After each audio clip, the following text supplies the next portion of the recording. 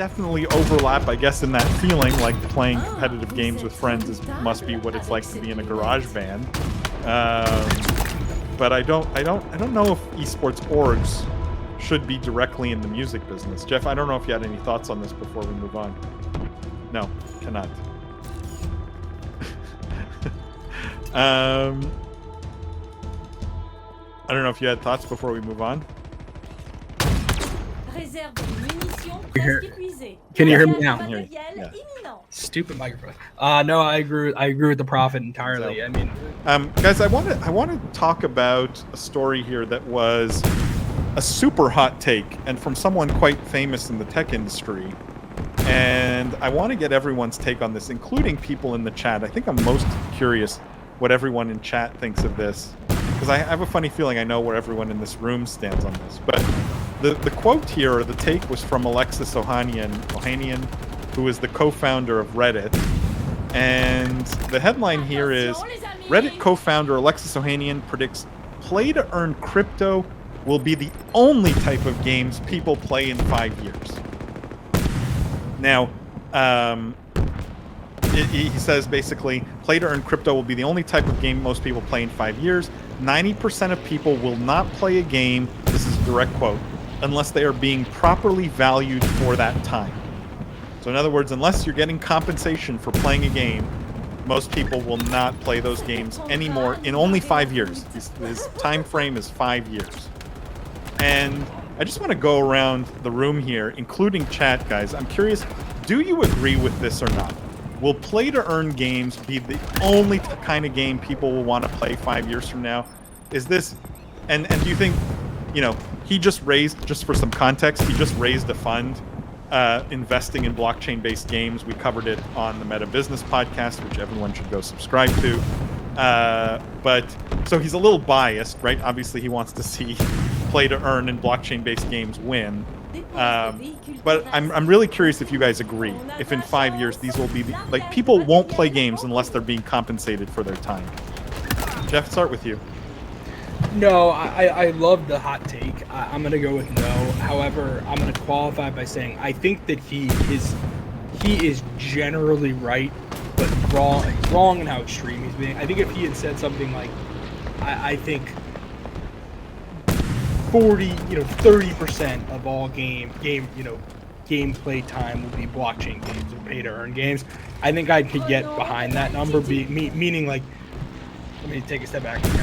Like, meaning right now, if you think about, we have 3 platforms. I know this isn't the perfect analogy, right? You have mobile, console, and PC, and roughly the amount of gamers on each one is about 33%. Or sorry, it's about half on mobile, 25% on console, 25% on PC.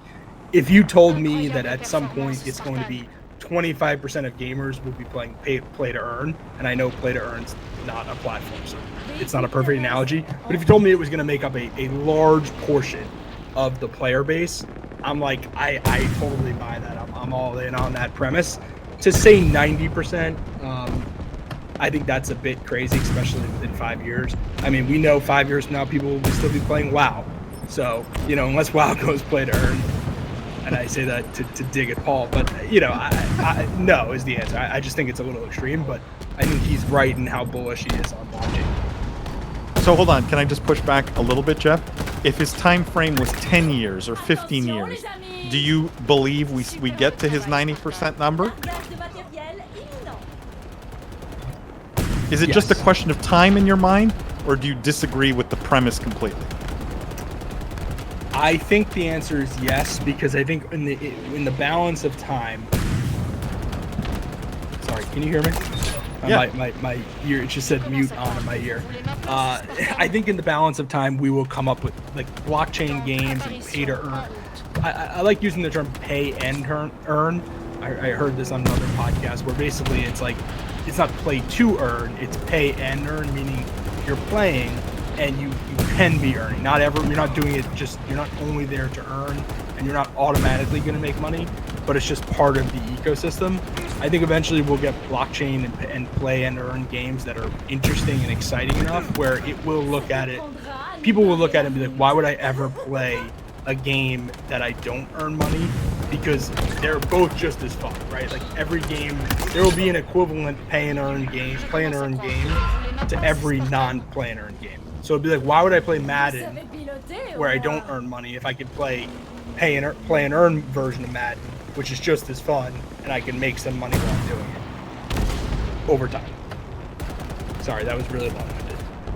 Jimmy or Lindsay, I'm curious to get your thoughts on this 90%. And chat, you guys, like, please chime in. I really want to know if you guys think play to earn will be 90% of the market in 5 years. That is what he's saying. That people, only 10%, but 90% of people will only play games if they're being compensated directly for their time.